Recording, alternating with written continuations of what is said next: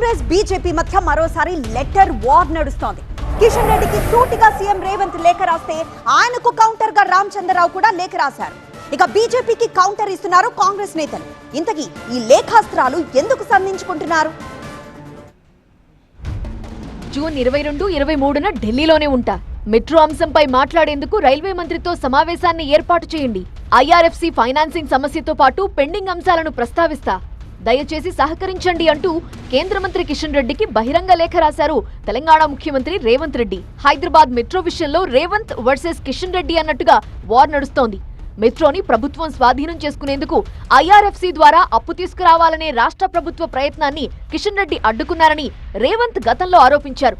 దానికి అప్పుడే కిషన్ రెడ్డి బదులిచ్చారు. పైగా రాష్ట్రం కోసం రేవంత్ తో కలిసి పనిచేయడానికి కూడా సిద్ధమే అంటూ ప్రకటించారు కిషన్.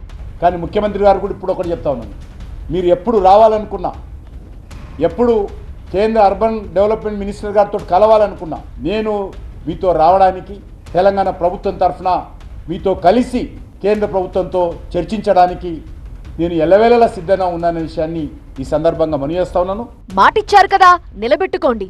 కేంద్ర మంత్రి అపాయింట్మెంట్ ఇప్పించండి అంటూ లేఖ రాశారు రేవంత్ రెడ్డి. సీఎం రేవంత్ కు కౌంటర్ గా తెలంగాణ బీజేపీ చీఫ్ రామచంద్రరావు లేఖ రాశారు. కాంగ్రెస్ హామీల వైఫల్యంపై వినతిపత్రం ఇచ్చేందుకు రాహుల్ గాంధీ అపాయింట్మెంట్ ఇప్పించాలని రామచంద్రరావు డిమాండ్ చేశారు. గ్యారంటీల అమలులో ప్రభుత్వం ఘోరంగా విఫలమైందన్నారు. మహిళలు, రైతులు, నిరుద్యోగులకు ఇచ్చిన కీలక హామీల్లో ఒక్కటే నెరవేరలేదు అన్నారు రామచంద్రరావు. కాంగ్రెస్ పాలనలో ప్రజలకు తీవ్ర నిరాశే మిగిలిందన్నారు. రాహుల్ గాంధీ అపాయింట్మెంట్ ఇవ్వకపోతే ప్రజలని కాంగ్రెస్ వంచినట్టేనని అన్నారు. రాహుల్తో భేటీకి రేవంత్ కూడా రావచ్చు అంటూ తన లేఖలో రాశారు రామచంద్రరావు. ఇక రామచంద్రరావుకు మహేష్ కుమార్ గౌడ్ సవాల్ విసిరారు. అభివృద్ధిపై బీజేపీ నేతలు చర్చకు సిద్ధమా అని ప్రశ్నించారు. మోదీ అపాయింట్మెంట్ ఇప్పిస్తే బీజేపీ ఇచ్చిన హామీలపై అడుగుతామని అంటున్నారు మహేష్ గౌడ్. మీరిచ్చిన వాగ్దానాలు 2 కోట్ల ఉద్యోగాలు, బ్యాంకు ఖాతాల్లో 15 లక్షల జమ, పెట్రోల్ డీజిల్ ధరల తగ్గింపు, పేదవాడి జీవితాలు బాగు చేస్తాం, ఎన్నెన్నో మాటలు చెప్పి అధికారులకు వచ్చారు. అవేవి ఇప్పుడు నెరవేరలే.